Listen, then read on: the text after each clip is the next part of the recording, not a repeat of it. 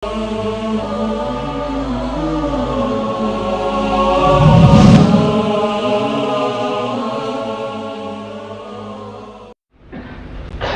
الله عليك يا سيدي ويا مولاي يا أبا عبد الله،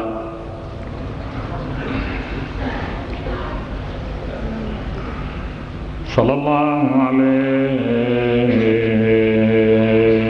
يا ابن رسول الله، يا ليتنا كنا معكم سيدي فنفوز فوزا عظيما.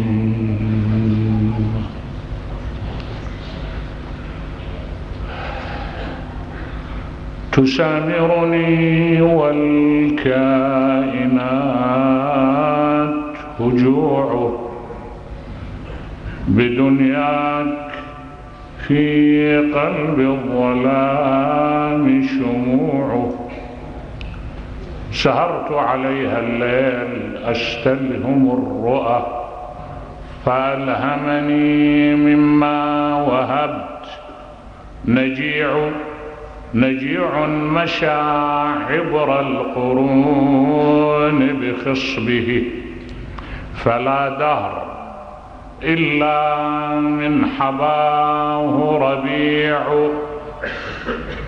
تفجر فيه العنفوان فللدماء شموخ، وللسيف المدل خضوع، وأشرب رمل الطف من عزماته، فبالرمل وقد من لظاه لذيع، وعند الرمال السمر من دم ثائر عبير، إذا هب النسيم يضوع، تنشقه شم الأنوف ولم يكن لينشقه أنف أذى الجديع، أبى الشهداء الواهبين وجوههم نجوم لها عند القتام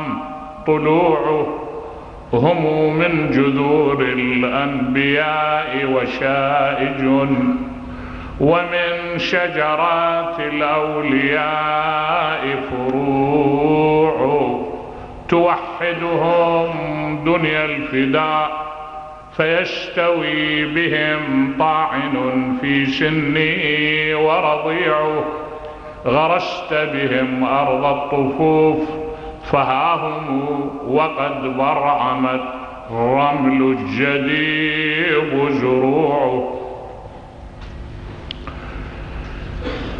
لا بد من وقفة في هذه الليلة الكبيرة حتى نجتلي فيها سر خلود الحسين سلام الله عليه. هذا الرجل الآن يمتد في أبعاد الدنيا، وليس في هذا الكلام أدنى مبالغة.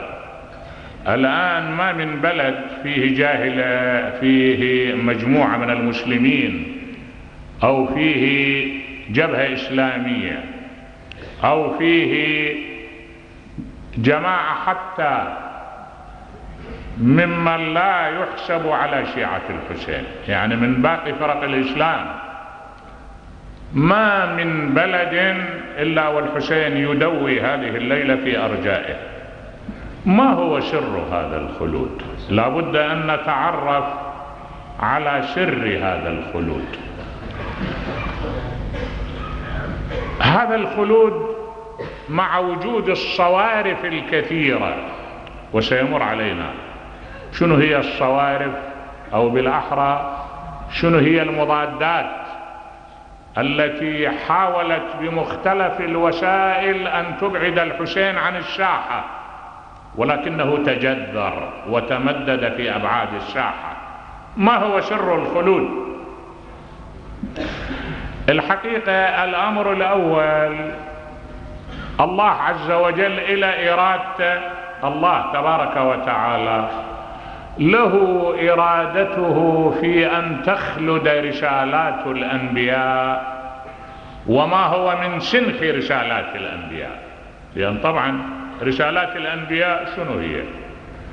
ويلخصها القرآن الكريم: بسم الله الرحمن الرحيم، الذين إن مكناهم في الأرض أقاموا الصلاة وآتوا الزكاة وأمروا بالمعروف ونهوا عن المنكر إلى آخره. رسالات الأنبياء: يا أيها الذين آمنوا استجيبوا لله وللرسول إذا دعاكم لما يحييكم.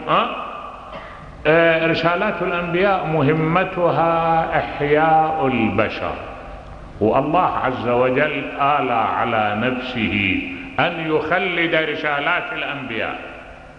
يعني بطبيعة الحال رسالة الأنبياء من طبيعة الحياة، من صميم الحياة. المجتمع يريد الحياة، يريد البقاء، المجتمع يصارع من أجل البقاء، ووسيلة من وسائل الصراع من أجل البقاء أن يتمسك بالفكر وبالرأي. ورسالات الأنبياء فكر يستهدف حياة المجتمعات. هذه رسالات الأنبياء.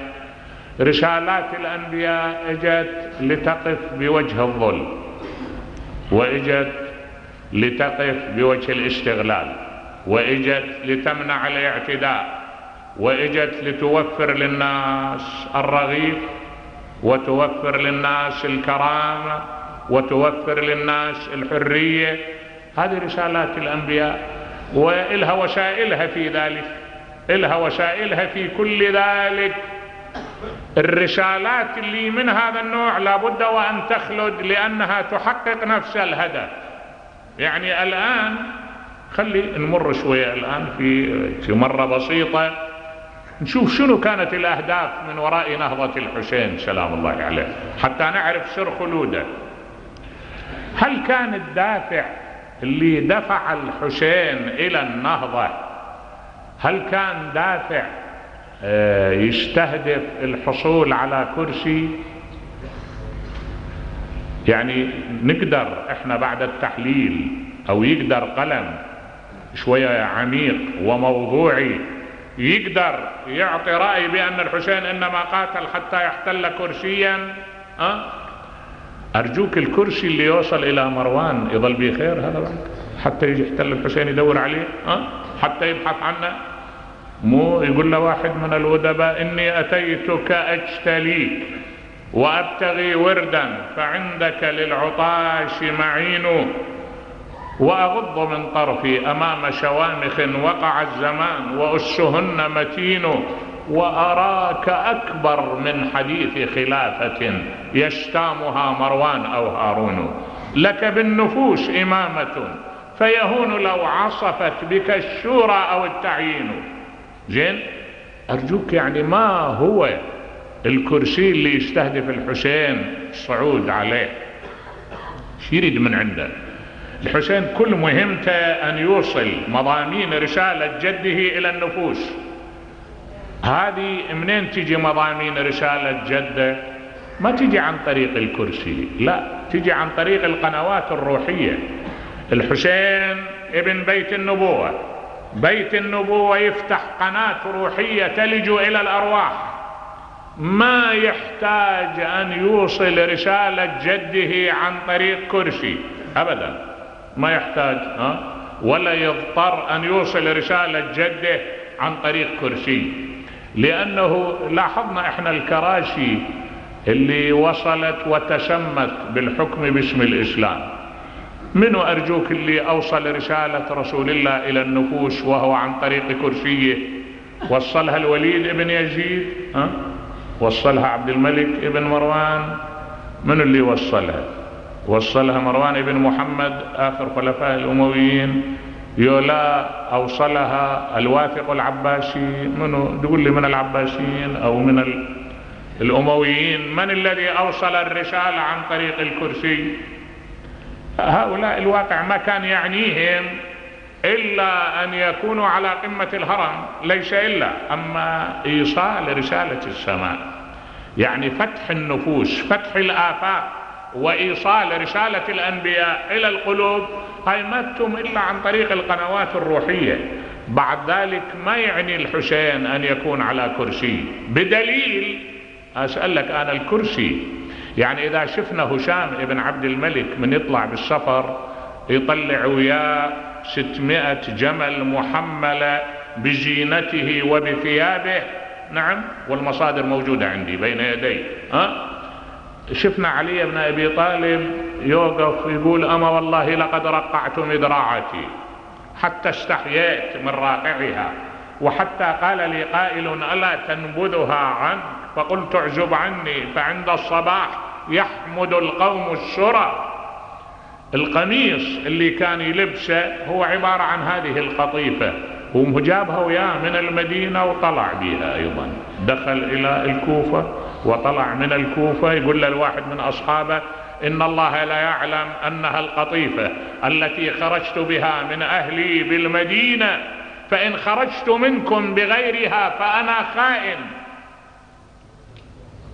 هذا اللي أراد علي بن طالب من الخلافة أم شنو؟ أراد له طعام طيب؟ مو كان يقول سويد بن غفلة أطب عليه ألقى أكو عنده ضبوة جراب صغير معلق على الحائط، يقول يصير وقت الظهر يأخذ لهمة أو لهمتين من الشويق، شعير مجروش أو حنطة، يأخذ هاللهمتين ثم يقول تعسا لمن أدخله بطنه النار. لسيدي أنت الآن هنا الأطعمة مال الدنيا ليش ما تأكل؟ قال لي إن هذا من قطعة أرض لي بالمدينة كنت أزرعها، ولما اجيت الآن أهلي يزرعوها من بعدي، أنا أكره أن يدخل إلى بطني إلا الطعام الطيب. هذا طعامه وهذا ثوبه، وأما بيته فعبارة عن كوخ إذا قام ضرب برأسه منسوج من البواري والحصر. هذا الذي انتهى إلى علي بن أبي طالب من الخلافة. اشترك علي بن أبي طالب عندما طلع من الخلافة، شنو المبالغ اللي تركها؟ 700 درهم جمعها من عطائه، كان يريد يستأجر له بها خادم يعين أهله على الطحن. نبهت لي؟ أرجوك علي بن أبي طالب إذا كان هذا ابن الحسين سلام الله عليه لو كان يطلب ما يتعدى هذا المنهج، نفس المنهج، لأن جده صلى الله عليه وآله هكذا، وأبوه هكذا، وأخوه هكذا. زين لما يصل هي هاي نتيجة يقاتل الإنسان من أجلها. الحسين شنو كان دافعه إذن؟ دافع من وراء الوصول إلى الكرسي في نهضته، دافع وصول إلى الكرسي قطعا لا، قطعا، لأن الأحداث كلها تبرهن على غير هذا. زين إذن ماذا يريد من وراء هذه النهضة؟ شو يريد الحسين؟ يريد له مكانة في نفوس المسلمين. الحسين سيد شباب أهل الجنة، الحسين إلى في كل قلب عرش، إلى في قلوب المسلمين، القلوب الطاهرة طبعا، مو القلوب الحاقدة، لا، القلوب الطاهرة، لأن هذا حبيب رسول الله، ومن أحبه النبي يجب علينا أن نحبه. والشكل وهذا احنا واجبنا، يعني مو رسول الله صلى الله عليه وآله يقول والله لا يؤمن أحدكم حتى أكون أحب إليه من سمعه ومن بصره. والحسين جزء من رسول الله، مو كان رسول الله صلى الله عليه وآله يعتبر جزء من عنده، يقول هذا ريحانتي من الدنيا. إذن حبه حب النبي حب الحسين، وحب الحسين حب النبي. يريد الحسين يريد له مكان أفضل من قلوب الناس، أي مكان أفضل. وحقك العروش كلها انهارت، اللي احتلوا قصور ضخمة وعروش جبارة راحت انهارت عروشهم، وبقي الذين احتلوا القلوب، هذول أصلا ما يموتون. الذي يحتل القلب يحتل المشاعر، هذا ما يموت أبدا، يبقى بالفكرة بالمشاعر، ويبقى العرش المهيأ له في داخل القلوب. إذن الحسين ما كان يبحث عن جاه، ولا كان يبحث عن مكانة، ولا كان يبحث عن أموال، ولا عن كرسي من الخشب يهتز، اليوم يمكن أن يأخذ فلان وبكرة يمكن أن يأخذ فلان. لا، هذه الأهداف واضحة أنها بعيدة عن الحسين إذن شنو هدفه؟ قطعا هدفه إقامة العدل، حمل رسالة السماء التي جاء بها رسول الله صلى الله عليه وآله، طرد مبادئ الجاهلية التي بدأت تعود إلى المجتمع. هذه أهدافه، هذا الهدف اللي أراده الحسين من وراء نهضته. وطبعا هدف كهذا لابد وأن يخلد، الهدف اللي مثل هذا لابد من خلوده، لأنه رسالة يعني امتداد لرسالة السماء. الفت نظرك أنت لما تقرأ الرواية حسين مني وأنا من حسين، ترى ما المقصود من للتبعيض، لا، كل واحد يعرف أن الابن هو من بعض أبيه، كل واحد يعرف أني أنا من جدي فرد قطعة من جدي عن طريق ابنه وعن طريق بنته، هذا كل واحد يعرفه.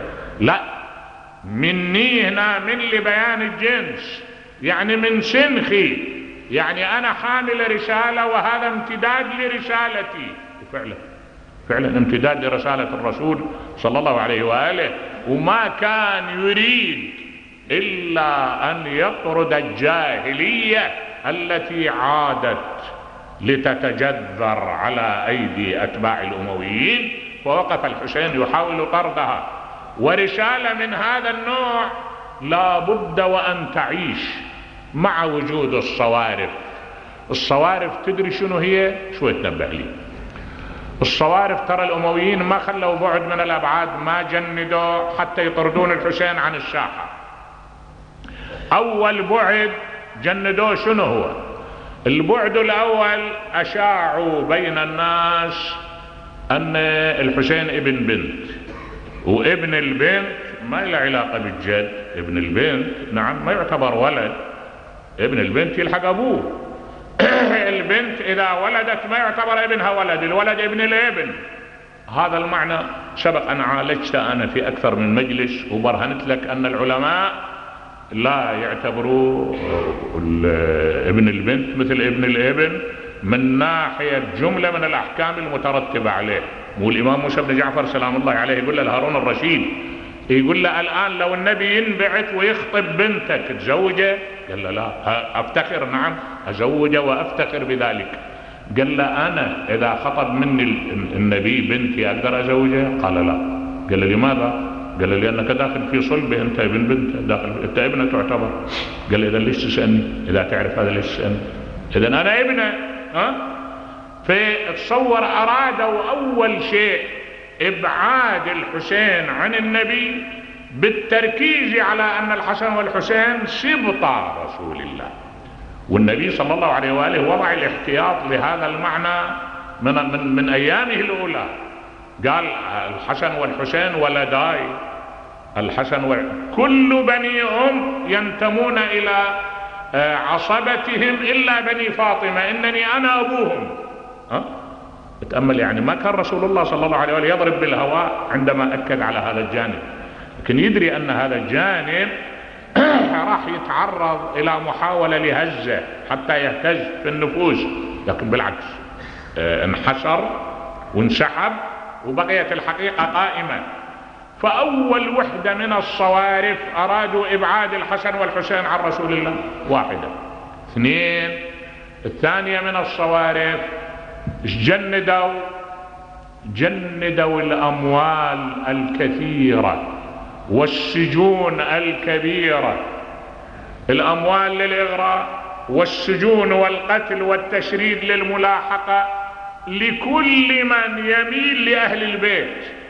إذا واحد مال لأهل البيت أرجوك، سعيد ابن أبي شرح كبسوا عليه بيته وعلى عائلته لا لسبب إلا لأن يوالي علي بن أبي طالب.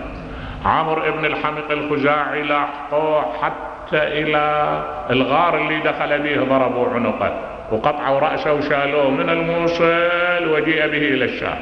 زين، كل من مال إلى علي بن أبي طالب عمدوا إليه فاجتثوه اجتثاث، هيئوا السجون والسيوف. زين، حجر ابن عدي وجماعته ذبحوا بمرج عذراء لا لسبب إلا لأنهم استنكروا شتم الإمام علي، مو أكثر. هذا هو السيف والأموال والسجون والمطاردة والملاحقة كلها تستهدف، كانت تستهدف إبعاد الحسين عن الساحة. هاي اثنين. ثالثة، جندوا الأقلام. نبه لي شوية لهالنقطة. الأقلام اللي جندوها المن جندوا أقلام تحسب على الإسلام، زين، لكن في واقع الأمر ما تم هالنسبة إلها، ما نقدر نعطيها هالنسبة شرف الانتساب، لسبب واحد، أن المحاولات اللي حاولتها الأقلام كانت محاولات غير ناهضة، والإصرار عليها يبعث على لفت النظر. شلون يعني؟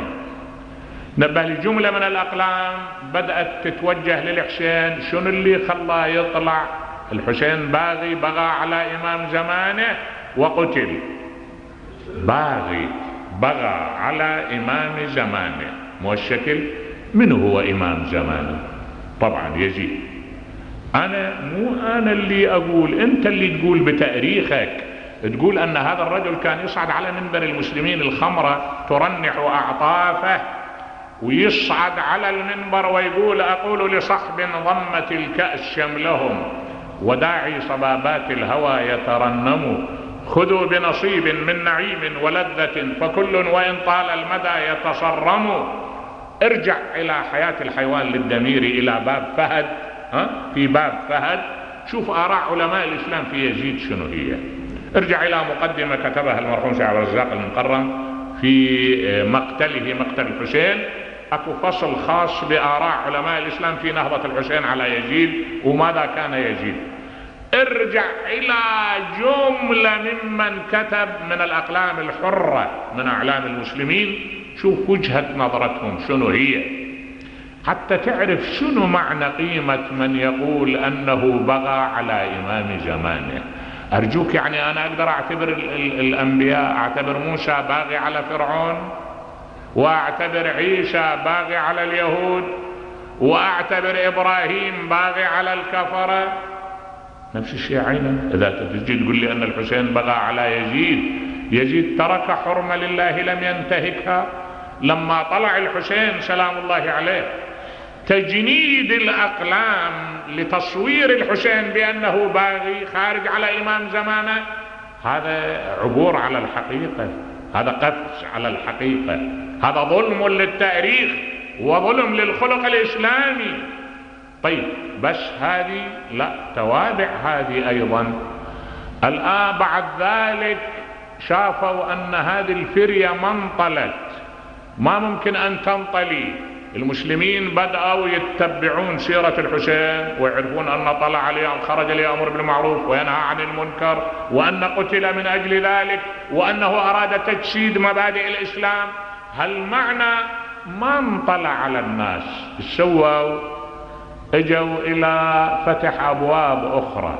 شنو الطريقة لإبعاده أكثر شوية؟ أولا نكون انطرد من الأفكار، وكون انطرد من دنيا الواقع. طرد من الأفكار بأن أخلي ذكرات تمر بشكل بارد، ما بي حرارة حمية أو حرارة انفعال من أجل علم من أعلام المسلمين. زين، شلون ايش قاموا يعبرون؟ قالوا يعبرون أن شنو جدناكم انتوا للحسين تسوون يا حسين؟ هاي استعانة، والاستعانة بغير الله شرك. شنو معنى الاستعانة؟ كيف يعني استعانة بالحسين؟ أنا شيء جاي أستعين بالحسين؟ أنا جاي للحسين أستعين به كدم ولحم؟ جاي للحسين أستعين به هو؟ لا، أنا جاي أقف في المكان الذي أراد الله عز وجل أن يعظم، مو الشعائر أمرنا الله بتعظيمها، ومن جملة الشعائر تكريم الشهيد ودم الشهيد. أنا جاي أقعد على مربض من مرابض الشهادة المهمة في تاريخ المسلمين وأستوحي الله الرحمة، جاي أطلب الرحمة من الله، أقول له يا ربي بهذا الدم الطاهر، يا ربي بهذا الموقف الكريم اللي ترسم خطى نبيك، ارحمني لا تحرمني من رحمتك. أين هي الاستعانة؟ وين الاستعانة؟ أنا أكو عندي استعانة بغير الله؟ بعدين هالنغمة هاي مكررتوها 1400 سنة وجاوبناكم عليها 100,000 مرة. يوم تخلص يوم ما تخلص. أنا أقول لك ما تخلص. ليش؟ لأنه أكو دكاكين مفتوحة على التفرقة. ويتنبأ لي اليوم مثلا أنا أقرأ واحد يقول أن صوم عاشوراء كان موجود. يا شنو موجود؟ يقول النبي دخل إلى المدينة لقاهم يصومون، سألهم شنو لليهود؟ قالوا لليهود هذا اليوم الله عز وجل خلص بموسى من البحر فإحنا نصوم شكر لله.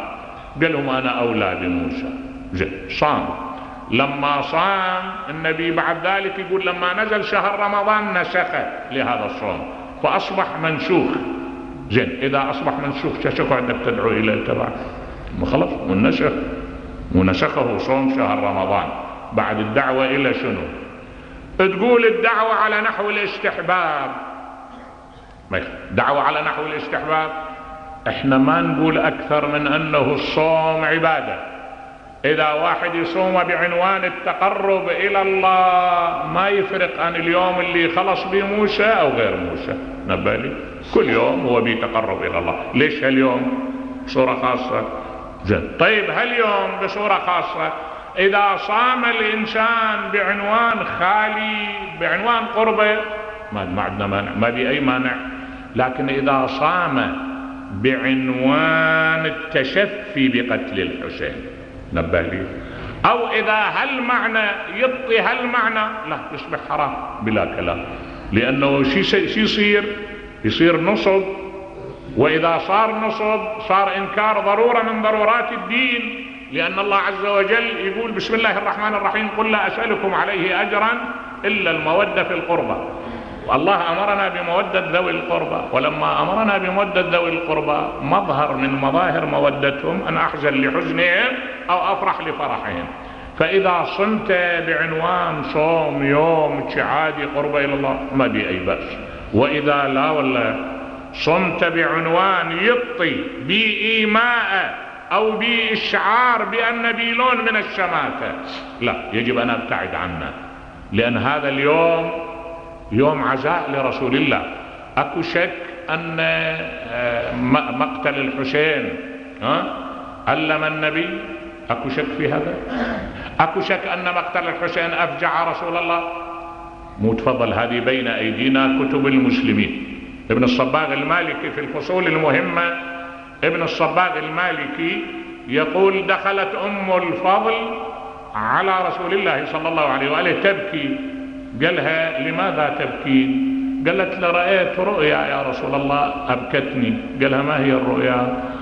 قالت لرأيت كأن قطعة من جسدك انفصلت فسقطت في حجري. قالها خيرا رأيتي، فاطمة راح تلد ولد وهذا الولد انت ترضعيه. طيب فعلا ولدت الزهراء سلام الله عليها الحسين، أرضعته أم الفضل. لما أرضعت يوم من الأيام تقول جبت حطيتها بحجر رسول الله، نظرت إلى عيني رسول الله يفيضان دموعا. قلت يا رسول الله ما سبب بكائك؟ قال لي إن ولدي هذا ستقتله أمتي في كربلاء، أخبرني جبرائيل بذلك وجاءني بشيء من تربته. ورسول الله صلى الله عليه وآله هاي التربة أودعها عند أم سلمة، وقالها لأم سلمة إذا رأيتيها تفيض دما عبيطا اعلمي أن ولد الحسين قد قتل. وكان يذكر مصرع الحسين ويبكي. واللي يحب أنا أرشد إلى عشرات المصادر من كتب المذاهب الأربعة. وأخسر شيء أقرب شيء إقناع اللائم على إقامة المآتم للمرحوم السيد محسن الأمين، مطبوع وموجود، وكل مصادر من كتب المذاهب الأربعة. هذه واحدة. اثنين، أنا لما أعقد لي مأتم للحسين ما جاي أخالف السنة حتى تعبر عني بأني مخالف للسنة. ليش؟ يتفضل بين يدك الآن. هذا علماء المالكية وغير علماء المالكية الآن اللي يحب عندكم الموسوعة اللي صدرت بالكويت، الموسوعة الفقهية، شوف في باب مأتم رسول الله صلى الله عليه وآله لما اجى له خبر شهداء موتى جعفر وعبد الله بن رواحة شهداء موتى، جلس لهم رسول الله للعزاء وتقبل المعزين. إلى جانب هذا لما رجع من بعد واقعة أحد وسمع نساء الأنصار يبكين قال ما بال عمي يا حمزة لا بواكي عليه، وفعلا عقد مأتم لحمزة ورسول الله صلى الله عليه وآله تقبل العزاء. هذا بين يديك هاي مصادر المسلمين. أنا ما أخالف سنة رسول الله حتى تعبر عني بأني مخالف لسنة النبي أبدا. أرجع للموضوع. إذن الصوارف التي جندها الأمويون سواء كانت مادية أو معنوية، أقلام أو أموال، إرهاب أو ترغيب، كل ذلك ما استطاعت أن تبعد الحسين عن الساحة. ليش؟ لأن رسالة الحسين امتداد لرسالة السماء. هذه وحدة. اثنين، رسالة الحسين صوت المعذبين. رسالة الحسين صوت المعذبين في الأرض، وصوت المعذبين لا يموت. الحسين حمل آلام الأمة وآمالها. كيف؟ الحسين سلام الله عليه حمل أنات الجياع، حمل أنات المضطهدين. سيقول لي واحد كيف؟ تتأمل انت، تتصور انت شقد اكو كانوا اناس. اذا تحب اقرأ تاريخ الكوفة واقرأ تاريخ اي بلد وجدت فيه معارضة لبني امية. ايش كان بيها؟ ايش كان يصير بيها؟ كان يصير بيها ان الرغيف يمنع عنها، ويوصل منع الرغيف الى درجة مأساوية.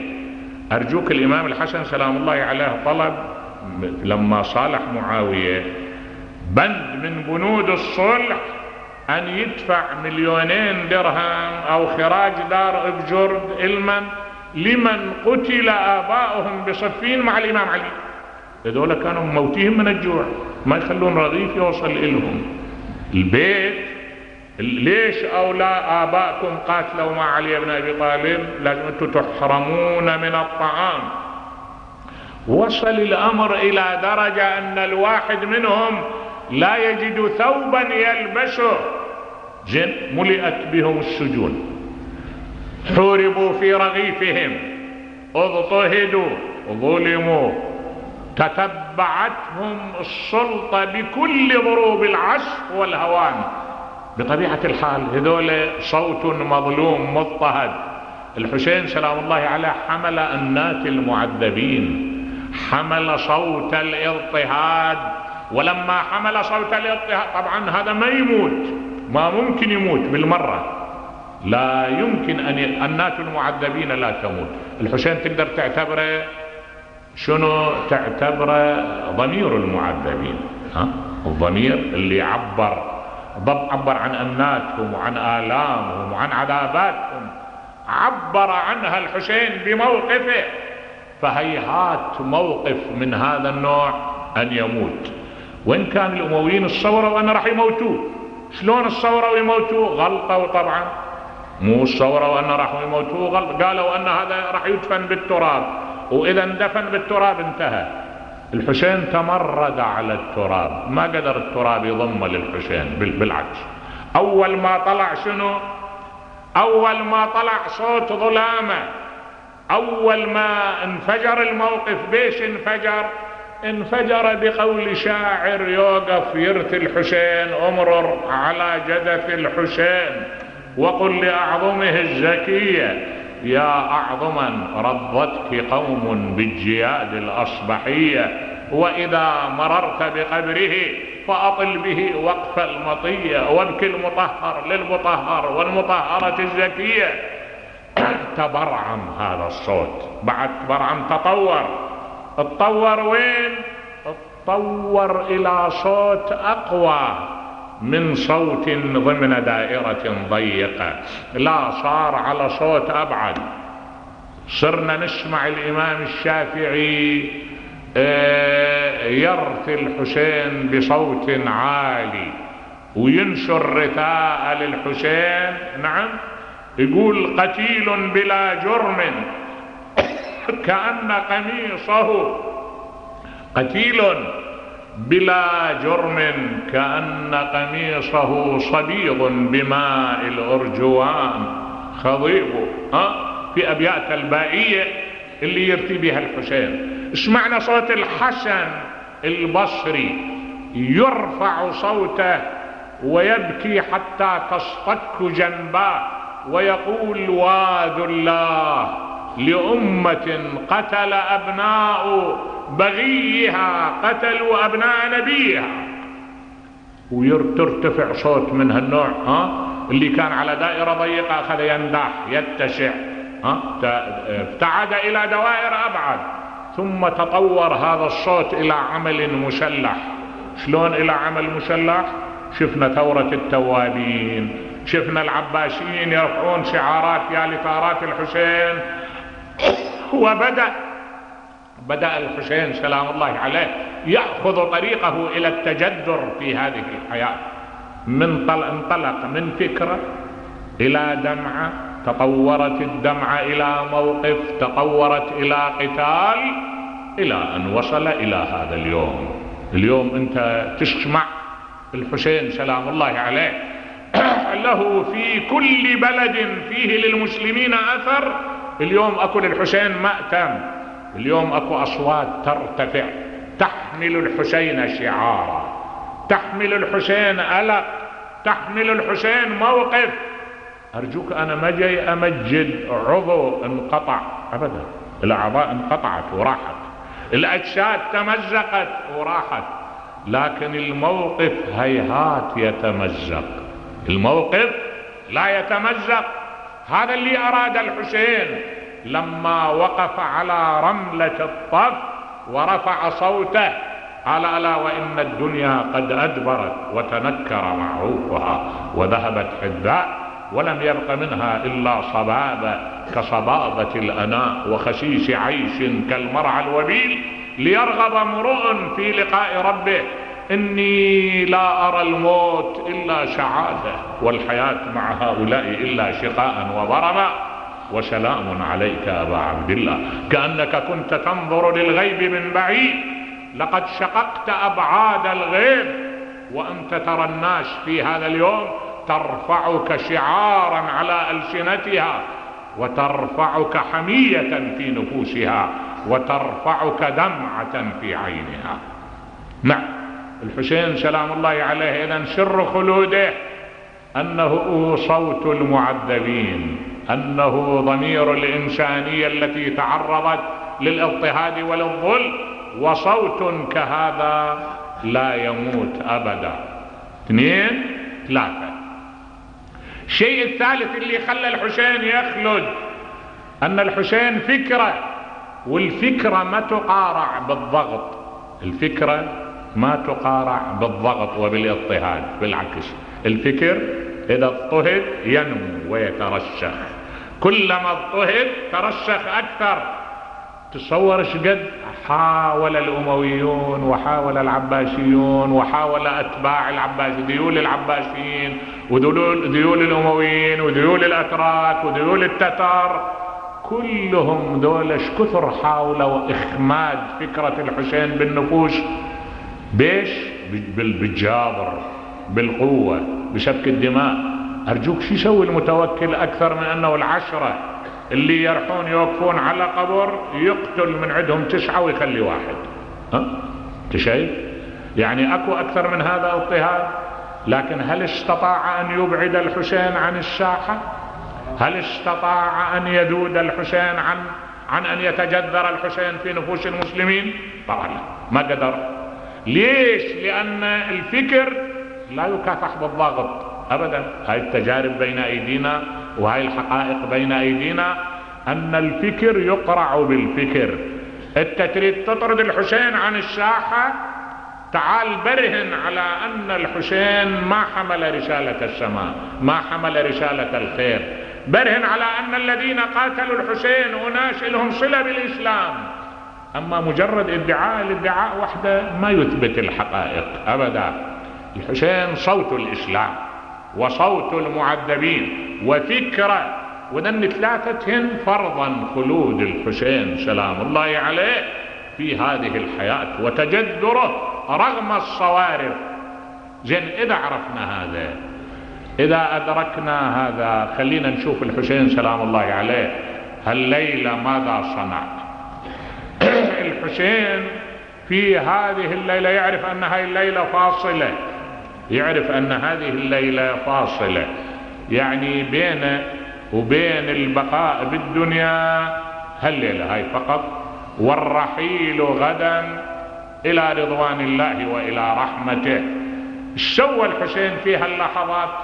شنو اللي سوى؟ أولا النبي كان قد بشر بأن عترته لا تفارق الكتاب، ما تفارق ماديا ومعنويا، وفعلا الحسين سلام الله عليه الليلة ما فارق القرآن. القرآن عنده وهو متوجه إلى المحراب، قام هو وأصحابه ولهم دوي كدوي النحل بين قائم وقاعد وراكع وساجد. وحدة. اثنين، الحسين سلام الله عليه في هذه الليلة استدعى زينب. زينب ليش طلعها هي وأخواتها؟ أأكد لك ترى الحسين لو مخلي عائلته بالمدينة كان كبسوها الأمويين، ما كان عاقوها أبدا، لأن الأمويين أبسط أعمالهم هاي. الأمويين كبسوا دار عمرو بن الحمق الخزاعي، كبسوا دار سعد بن أبي شرح، كبسوا دور كل من خالفهم بالرأي. زين، الحسين لو ترك عائلة الرسول في المدينة كان ممكن تتعرض إلى ما تعرضت إليه مجموعة من العوائل الذي كان رجالها قد خالفوا الأمويين. وحدة. اثنين، الحسين إنما أخرج زينب ليبرهن بأن المرأة التي يربيها الإسلام لا تقل خطرا عن الرجل. المرأة إذا حطيتها بالأجواء اللي يريدها الإسلام طاقة تتفجر. فعلا زينب طاقة كانت، طاقة لا حدود لها. طلعها الحسين ليبرهن بأن ما في بعض النفوس من وهم أن المرأة قد ما تقوم بأعمال يقوم بها الرجل. لا، برهن لهم الحسين أن زينب وأخوات زينب راح يلعبن هالدور هذا. فعلا لعبن هالدور هاي. اثنين. ثلاثة، الحسين أراد من إخراج عائلته وزينب بالذات، أراد اللسان المعبر بعد الثورة. جوك الحسين عندما انقتل، الحسين عندما انقتل كان الإعلام الأموي في أوج قوته، كان يمكن أن يعبر أن ذولا مو بس خوارج.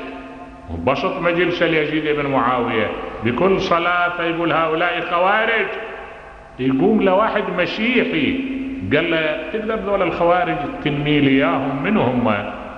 هاي بنت من؟ قال له هاي ابنة علي بن ابي طالب. قال له من امها؟ قال امها فاطمة. قال له فاطمة ابنة من؟ قال له بنت رسول الله. قال له ليش تدعي اذا خوارج؟ شنو معنى خوارج هؤلاء؟ بيت النبوة يفرز خوارج؟ ثم قال له ليش فصلت؟ احنا عندنا كنيسة عندنا، احنا نؤثر ان هاي الكنيسة سبب بنائها انه الحمار الذي كان يركبه نبي الله عيسى عليه السلام حافر حمار عيسى هنا مدفون هنا، بنينا على هذا كنيسة نتبرك. انتوا اهل بيت نبيكم ما يكفي ان تجروهم حتى تعبرون عنهم بانهم خوارج؟ امر بقتله، قتل. نعم. اذن الواقع اراد الحسين الصوت المعبر اللي يشرح اهداف الثورة، اراد الحسين الصوت اللي يبرهن على احقية الثورة وانها الامتداد الطبيعي لموقف النبي وانها صوت الاسلام. وطبعا لا سبيل لذلك الا باللسان المعبر. والامويين يعني في هالجانب جانب ان هذه ابنة علي بن ابي طالب وابنة رسول الله قد شوية قد يصير لون من الامتناع عن الإساءة إليها بالقتل، أو بالأخرى حتى لو قتلت هي خلال من بعد ما تأدي الدور فلتقتل. من بعد ما تأدي الدور. نعم، دعها تقتل، لأن هاي طريقها وطريق آبائها. لأن أرجوك الحسين ينتمي إلى أي موكب؟ ينتمي إلى موكب الشهداء، ينتمي إلى الألسن المعبرة عن رسالة الإسلام. من هم آباء الحسين؟ أبوه قتل، أعمامه قتلوا، إخوانه قتلوا، أبناء قتلوا. مو يقول له أبو حمزة الثمالي؟ أبو حمزة وجماعة الإمام زين العابدين سلام الله عليه كان يذكر واقعة الطف ويبكي، يقول له سيدي انتم من عندكم ما تحت فأنفه، القتل لكم عادة، كرامتكم من الله الشهادة. فعلا موكب شهداء، قافلة شهداء، أناروا للإنسانية الطريق، وضعوا لواء يرفرف للأحرار. وتركت للأحرار حين يلجها عنة السرى ويضيق عنها المهرب جثث الضحايا من بنيك، تريهم أن الخلود بمثل ذلك يطلب. وفعلا بمثل ذلك يطلب. هو من قافلة وضعت دماءها بين يديها في سبيل الله. هو من قافلة اختطت التضحية من أجل إبلاغ رسالة الإسلام. أترعتني دنياك أبا الشهداء، أترعتني دنياك، حتى إذا جئت أناجيك أجفلت ألواحي، وتهاوى شعري أمام خطيب عبقري أقمته من جراحي. لم تفجر لظاك يهدر بالحق لتروي قرائح المداحي، بل لنحيا شعيره ماردا يبعث للمجد سلما من أضاحي. رونا إننا ظماء إلى طف جديد يعيدنا للكفاح. سلام عليك أبا الشهداء، ما أكبر روحك، تلك الروح التي كانت أكبر من الخطوب، والتي وقفت هذه الليلة والخطوب تحتشد أمامها، ولكنها تعملقت على الخطوب وقفزت على الخطوب واستطاعت أن تعبر ولا يقف الخطب في وجهها. سلام عليك وأنت تصارع في عينيك دمعة لأخت تراها ستتحمل العبء من بعدك. سلام عليك وأنت تضع يدك على قلب ملئ بالشفقة والرحمة وهو يرى صغاره ينسجون نسيجا خفيا. سلام عليك وأنت ترى رملة الطف غدا ستتراقص عليها أشلاء إخوتك وأهل بيتك. سلام عليك وأنت تنظر من بعدك إلى ديار لآل محمد ستبقى خالية.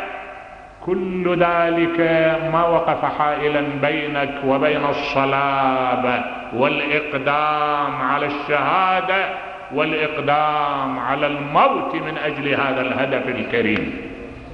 وقف أبو الشهداء هذه الليلة، استدعى أخته زينب واستدعى مجموعة من النساء، أوصاهن وعزاهن، يعني وضع زينب أمام الحقيقة، قال لها ترى سيصبح الصباح وراح تريني جديلة وبدمي غسيلة، وخي انت راح تبتلين برعاية هذه المذاعير من الأطفال والنساء، وخي عليك بالصبر، أدنين عليكن من جلابيبكن، البكاء أمامكن ليكن الآن تبشر لحظات على البكاء.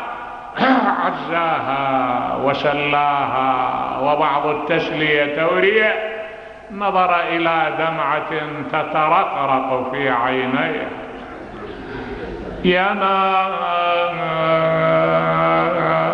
يا نار حزنك تلذع شلاي،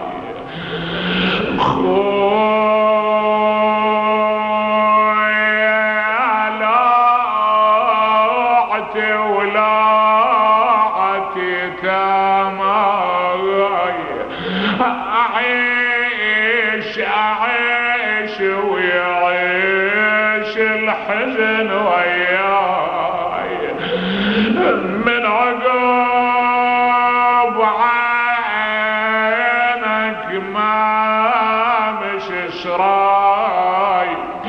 الشيخ المفيد والشيخ الصدوق يقول دخلت زينب في مثل هذه الليلة على الحسين، لقته يقرأ القرآن في محرابه.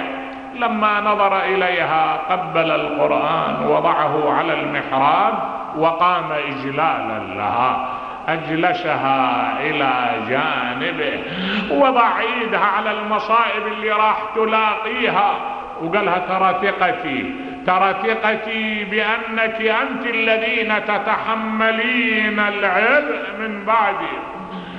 خويا لا ينشغل بالك علي، أنا أختك يا ابن حامل حمية، وحقك لرجل غاضرية،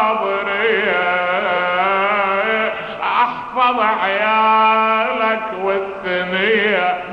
جلس الحسين معها طويلا، وجلس مع ولده الإمام السجاد، وترك العنان للنساء، كل واحدة بدأت تودع وحيدها. ليلى ودعت ولدها، رملة ودعت ولديها، سائر النساء كل واحدة تعلقت بوليدها، الرباب تعلقت برضيعها. جن في وسط الخيمة جولة، وصابنا قبل ان ترحلون، قبل على الغبرة تنامون. خويا حرمة وغريب لا تقطون. مر الحسين تفقد التلاع، مر بأصحابه استخبرهم، استظهر نياتهم، مر بنسائه وعياله، ودعهم واحدا ورجع إلى الخباء. ما حد رجع وياه إلا أخت زينب، جلست إلى جانبه. خويا يا